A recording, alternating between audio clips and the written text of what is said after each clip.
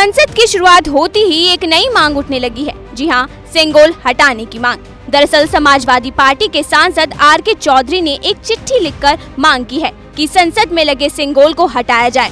अब इस पर अखिलेश यादव ने अपनी प्रतिक्रिया दी है। इस मांग पर उन्होंने क्या तर्क दिया है, आइए आपको भी सुनवाते हैं। मुझे लगता है कि हमारे सांसद इसलिए कह रहे होंगे कि जब पहली बार लगा था तो प्रधानमंत्री जी ने बाकायदा प्रणाम किया था।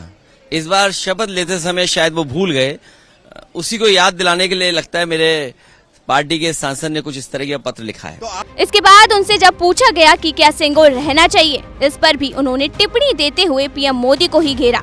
सुनिए। जो राय उस समय मेरी थी, मैंने ट्वीट किया था। आप मेरी राय आर्काइव से निकाल करके सब चैनलों पे चलाइए। तो अब अभी जो है रहना चाहिए, अभी रहना चाहिए। मैंने क्या कहा जब प्रधानमंत्री जी ही प्रणाम करना भूल गए तो इसका मतलब उनकी भी इच्छा कुछ और होगी। आपको बता दें कि सपा सांसद आर.के. चौधरी ने स्पीकर और प्रोटेम स्पीकर को चिट्ठी में लिखा था कि सेंगोल में की जगह भारतीय संविधान की विशालकाय प्रति स्थापित की जाए। सेंगोल राजतंत्र का प्रतीक है। अब आपको बता देते हैं कि सपा सांसद के लेटर में क्या अंकित है। उन्होंने लिखा है कि संविधान लोकतंत्र का प्रतीक है। अपने पिछले कार्यकाल में पीएम मोदी के नेतृत्व में भाजपा सरकार ने संसद में सेंगोल स्थापित किया। सेंगोल का मतलब राजदंड होता है। मैं मांग करता हूं कि संविधान को बचाने के लिए संसद से सेंगोल को हटाया जाए। अब चलिए इस मामले में सपा सांसद आर.के. चौधरी का बयान भी सुना देते हैं। सेंगोल तमिल भाषा का शब्द है, उसका हिंदी माने है राजदंड। राजदंड का और हिंदी माने है राजा की छड़ी।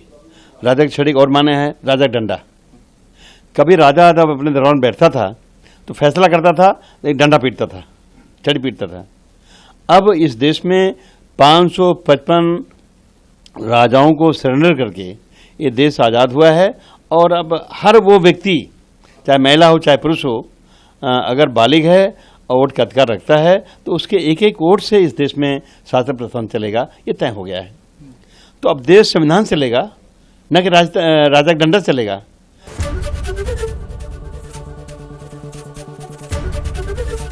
एबीपी गंगा, खबर आपकी, जुबान आपकी।